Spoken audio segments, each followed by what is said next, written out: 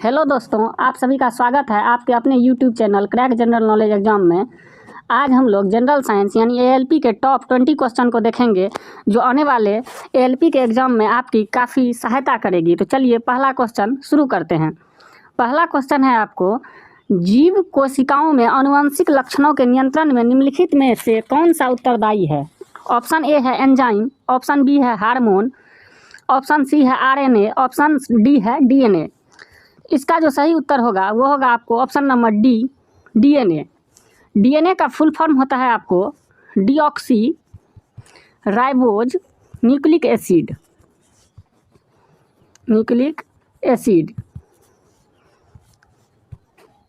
यह आपको क्षार में जो है पाया जाता है। दूसरा क्वेश्चन है, यदि एक डीएनए में ग्वानिन की मात्रा 20% है तो उसमें थायमिन की मात्रा कितनी होगी।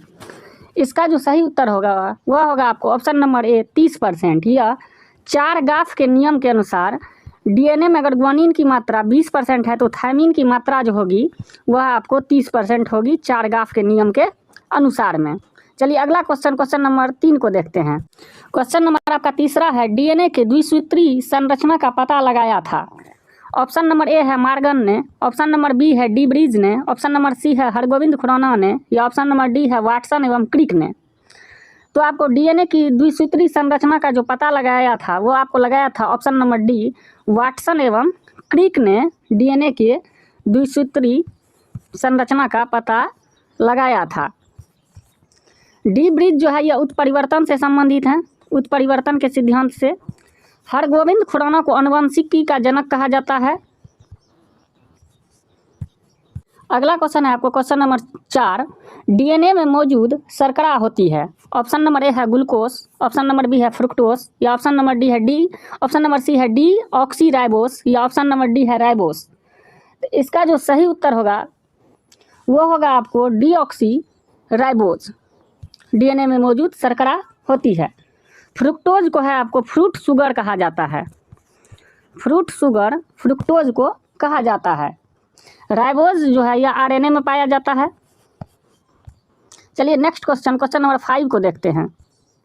क्वेश्चन नंबर 5 है आपको, यदि सरल रेखा में 20 मीटर पर सेकंड त्वरण और 4 मीटर पर सेकंड की चाल से गतिशील वस्तु का तो 3 सेकंड बाद चाल कितनी हो जाएगी।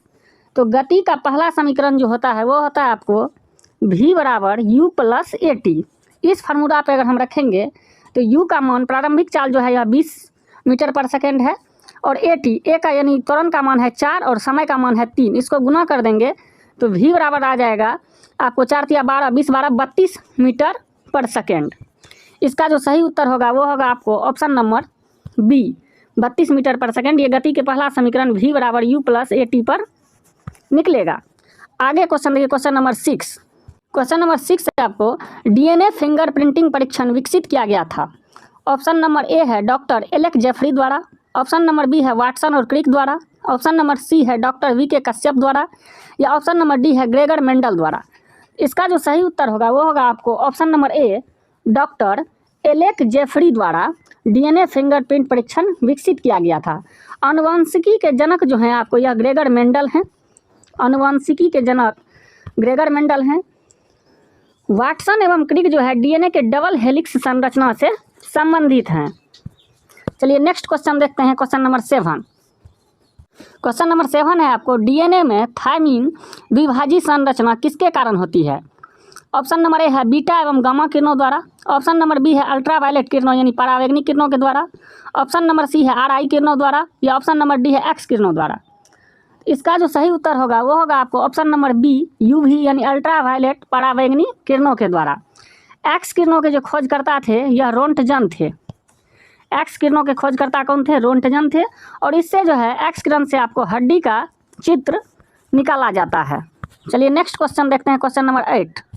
देखिए दोस्तों, इसका आंसर नहीं दिया हुआ है फिर भी हम इसको बता देते हैं। फॉर्मिक अम्ल जो होता है इसकी संरचना सूत्र इनमें से कौन सा है। तो फॉर्मिक अम्ल की जो संरचना होती है वो होती है आपको सी, एक मिनट, इसकी जो संरचना होती है C double bond O H. ये आपको फॉर्मिक अम्ल की संरचना होती है। इसे हम मेथनोइक अम्ल भी कहते हैं और फॉर्मिक अम्ल को, और यह चींटी के डंक में पाया जाता है। फॉर्मिक अम्ल जो है आपको चींटी के डंक में पाया जाता है। नेक्स्ट क्वेश्चन देखिए, क्वेश्चन नंबर 9। क्वेश्चन नंबर 9 कहता है राइबोजाइम्स होते हैं। ऑप्शन नंबर ए है डीएनए, ऑप्शन नंबर बी है प्रोटीन्स, ऑप्शन नंबर सी है आरएनए, ऑप्शन नंबर डी है इनमें से कोई नहीं। इसका जो सही उत्तर होगा वो होगा आपको आरएनए। आरएनए जो होते हैं वो राइबोजाइम्स होते हैं। आरएनए का फुल फॉर्म होता है राइबो न्यूक्लिक एसिड, इसको हम लोग आरएनए के नाम से जानते हैं। और सभी एंजाइम जो होते हैं वह आपको प्रोटीन होते हैं, सभी एंजाइम प्रोटीन होते हैं। अगला क्वेश्चन है क्वेश्चन नंबर 10 आपका, एन न्यूटन का कोई बल 5 किग्रा द्रव्यमान की वस्तु पर 2 सेकंड तक कार्य करता है तो त्वरण का मान क्या होगा। इसका जो फार्मूला होगा आपको वो होगा F बराबर ma, यानी हमको त्वरण निकालना है तो A बराबर हो जाएगा F/m। बल का मान यहाँ दिया हुआ है आपको 30 न्यूटन का बल है। यहाँ हिंदी में गलती है, इंग्लिश में यहाँ सही दिया हुआ है। 30 न्यूटन का बल है और यह 5 किग्रा वस्तु के द्रव्यमान पर लगता है, तो बाय 5 से इसको डिवाइड कर देंगे। उसके बाद जो आंसर आएगा वो आ जाएगा, ए का मान आ जाएगा 6 मीटर पर सेकेंड स्क्वायर। इसका ऑप्शन हो जाएगा ऑप्शन नंबर सी। अगला क्वेश्चन है आपको क्वेश्चन नंबर 11, निम्न में से कौन सा कोडेन शेष से अलग नहीं है। कोडेन का जो खोजकर्ता थे ये आपको हरगोविंद खुराना थे, कोडेन का खोजकर्ता। इसमें कोडेन में जो है आपको AAA पाया जाता है। तो इसका जो सही उत्तर होगा वह हो जाएगा आपको option number B AUG। Codon में जो पाया शेष से अलग है नहीं है वह है AUG। यहीं से जो है AUG से आपको प्रोटीन का निर्माण शुरू होता है, प्रोटीन का निर्माण AUG से ही शुरू होता है। अगला क्वेश्चन है क्वेश्चन नंबर 12 आपको, AUG के संबंध में निम्नलिखित में कौन सा कथन सही है। देखिए AUG का जो फुल फॉर्म होता है वह होता है आपको एडिनिन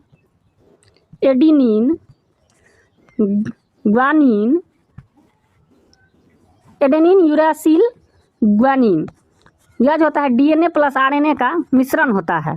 इसके बारे में कहता है कौन सा कथन सही है, तो इसका ऑप्शन नंबर डी हो जाएगा उपरोक्त सभी। यह मेथोनिन अम्ल के लिए कोड करता है, यह आरंभिक कोडोन है, यह प्रोकैरियोटिक एवं यूकैरियोटिक दोनों में मेथिओनिन अमीनो अम्ल के लिए कोड करता है। इसका उत्तर हो जाएगा आपको उपरोक्त सभी। अगला क्वेश्चन है क्वेश्चन नंबर 13 आपको, प्रोटीन संश्लेषण विधि में सबसे पहला चरण क्या है। ऑप्शन नंबर ए है DNA से mRNA का अनुलेखन, ऑप्शन नंबर बी है अनुलिपीकरण, ऑप्शन नंबर सी है अमीनो अम्ल का सक्रियण और अभिक्रियाशील अमीनो अम्लों की tRNA से संलग्नता, ऑप्शन नंबर डी है आपको पेप्टाइड बंध का बनना। इसका जो सही उत्तर होगा वो होगा आपको ऑप्शन नंबर सी, अमीनो अम्ल की सक्रियण और अभिक्रियाशील अमीनो अम्लों की tRNA से संलग्नता। DNA जो होता है यह आपको DNA, RNA, mRNA और उसके बाद जो है आपको प्रोटीन बनता है इसमें। अगला क्वेश्चन है क्वेश्चन नंबर 14, पूर्व प्रारंभन सम्मिश्र नए mRNA से कहाँ जुड़ता है। ऑप्शन नंबर ए है 3 सिरे के पास, ऑप्शन नंबर बी है 5 सिरे के पास, ऑप्शन नंबर सी है 5 सिरे पर उपस्थित टोपी के पास, या ऑप्शन नंबर डी है सिरे पर उपस्थित टोपी के पास।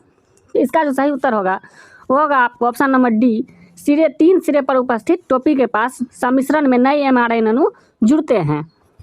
अगला क्वेश्चन है क्वेश्चन नंबर 15, कहता है मनुष्यों में डैश एक अम्लीय माध्यम निर्मित करता है जो एंजाइम पेप्सिन के कार्य को सुगम बना देता है। ऑप्शन नंबर 1 है सल्फ्यूरिक अम्ल, इसका जो फार्मूला होता है H2SO4 होता है सल्फ्यूरिक अम्ल का। हाइड्रोक्लोरिक अम्ल, इसका pH मान 1.5 से 2 होता है। ऑप्शन नंबर सी है नाइट्रिक अम्ल, या ऑप्शन नंबर डी है एसिटिक अम्ल। तो इसका जो सही उत्तर होगा वो होगा आपको ऑप्शन नंबर बी, हाइड्रोक्लोरिक अम्ल। यह जो है हाइड्रोक्लोरिक अम्ल मनुष्य के पेट में पाया जाता है, जिसका pH मान 1.5 से 2 के बीच में होता है। यह तीव्र अम्लीय होता है और यह पेप्सिन के कार्य को सुगम बना देता है। अगला क्वेश्चन है क्वेश्चन नंबर 16, पाचन तंत्र में उपस्थित आमाशयी रस यानी गैस्ट्रिक जूस में शामिल नहीं होता। HCl ऑप्शन नंबर ए है, ऑप्शन नंबर बी है NaCl, ऑप्शन नंबर सी है HNO3 यहाँ पर होगा, और ऑप्शन नंबर डी है KCl। तो HNO3 जो होता है गैस्ट्रिक जूस में शामिल नहीं होता है। HNO3 को हम लोग नाइट्रिक अम्ल के नाम से जानते हैं। अगला क्वेश्चन है क्वेश्चन नंबर 17, कहता है आहार नाल एक लंबी नली है जो डैश तक विस्तारित है। ऑप्शन नंबर ए है मुंह से अमाशय तक, ऑप्शन नंबर बी है अमाशय से बड़ी आंत तक, ऑप्शन नंबर सी है छोटी आंत से गुदा तक, या ऑप्शन नंबर डी है मुंह से गुदा तक। इसका जो सही उत्तर होगा वो होगा आपको ऑप्शन नंबर डी, मुंह से गुदा तक जो होती है आहार नाल विकसित होती है। इसकी कुल लंबाई आपको 32 मीटर के आसपास होती है लगभग। अगला क्वेश्चन है क्वेश्चन नंबर 18, लसिका डैश से पची हुई तथा अवशोषित वसा का वहन करता है। ऑप्शन नंबर ए है फेफड़ों से, ऑप्शन नंबर बी है अमाशय से, ऑप्शन नंबर सी है क्षुद्रांत से, या ऑप्शन नंबर डी है वृक्क से। इसका जो सही उत्तर होगा वो होगा आपको ऑप्शन नंबर सी, क्षुद्रांत से। लसिका क्षुद्रांत से पची हुई तथा अवशोषित वसा का वहन करती है। लसिका जो है यह क्या करती है, तो वसा का संवहन करती है। लसिका क्या करती है, वसा का संवहन लसिका करती है। अगला क्वेश्चन है आपको क्वेश्चन नंबर 19, टाइलिन एंजाइम का संबंध है। ऑप्शन नंबर ए है आंतरीय रस से, आंत के रस से, ऑप्शन नंबर बी है जठर रस यानी अमाशय से, यहाँ पर मिस हो गया थोड़ा सा, यहाँ पर अमाशय होगा, जठर रस अमाशय से, लार से, या इनमें से कोई नहीं। इसका जो सही उत्तर होगा वो होगा आपको लार से। टाइलिन एंजाइम किससे संबंधित है, लार से संबंधित है, जबकि जठर रस आपको अमाशय में पाया जाता है। और आज का लास्ट क्वेश्चन है आपको क्वेश्चन नंबर 20, कहता है निम्नलिखित में से कौन सा कथन जठर रस के बारे में सही नहीं है। ऑप्शन नंबर ए है जठर एक अस्थायी आशय के रूप में काम करता है, ऑप्शन नंबर बी है जठर खाद्य को अमाशय रस के साथ मिश्रित कर देता है, ऑप्शन नंबर सी है जठर अमाशयी रस में लाइपेज और एमाइलेज स्रावित करता है, या ऑप्शन नंबर डी है जठर के खाली होने की दर खाद्य के प्रकार पर निर्भर करती है। तो इसका जो सही उत्तर होगा वो होगा आपको ऑप्शन नंबर बी, जठर खाद्य को अमाशय के रस के साथ मिश्रित कर देता है। ये आपको सही नहीं है। बाकी जो सही है वो देखिए, जठर एक अस्थायी आशय के रूप में कार्य करता है, जठर अमाशयी रस में लाइपेज और एमाइलेज को स्रावित करता है, और तीसरा जो सही है डी नंबर, जठर खाली होने की दर खाद्य के प्रकार पर निर्भर करती है। ये तीनों सही है, बी नंबर सही नहीं है इसका। तो दोस्तों यह वीडियो आपको कैसा लगा हमें कमेंट्स में ज़रूर बताइएगा।